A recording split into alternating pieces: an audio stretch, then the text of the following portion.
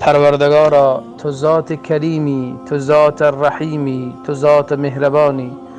پروردگارا جوانان عزیز تاجیکستان را در پناه و عصمت خود داشته باش.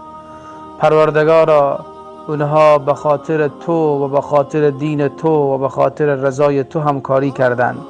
پروردگارا تمام آرزوهایشان را بر آورده خیر بگردان. یا ربا، یا کریم، یا رحیم، یا الله. پروردگارا فرزندان سالم و صالح و مصلح نصیب برادران عزیز تاجیکستانی ما بگردان. پروردگار اونها در کشور غربت قرار دارند، در روسیه قرار دارند. خدایا در اونجا تو را عبادت میکنن. خدای آنها را مورد رحمت و مغفرت خود قرار بده.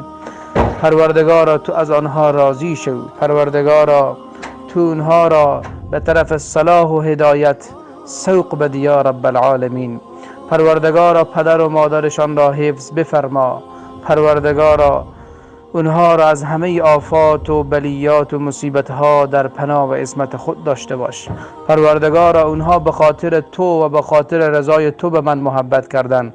خدایا این محبتها را در صحرای محشر به روز قیامت همه ما را به خاطر این محبتهای خدایی به زیر عرش خود جای بده. پروردگارا همه ما را در روز قیامت در کنار هم قرار بده که همه در کنار رسول الله صلی الله علیه و سلم باشیم و همراه پیامبر با این برادران عزیز و بزرگوار تاجیکستانی وارد بهشت رب العزت و الجلال بشیم. پروردگارا تو از این برادران عزیز ما راضی بشو. پروردگارا قبول درگاه خود بگردان. پروردگارا من هم آنها را دوست دارم، آنها هم مرا دوست دارند. خدایا این دوستی و محبت را به خاطر خود قبول بفرما یا رب العالمین یا حی یا قیوم برحمتك استغیث و صلی الله علی سیدنا محمد و علی آله و صحبه اجمعین. بسم الله الرحمن الرحیم. خدمت جوانهای عزیز تاجیکستان، السلام علیکم و رحمت الله و برکاته. شما در جریان هستید که می‌خواهیم یک کتابخانه اسلامی ایجاد بکنیم و از همه شما درخواست کمک و همکاری داریم. بناهن برادر تاجیک ما در روسیه یک سایبربانک روسی دارن.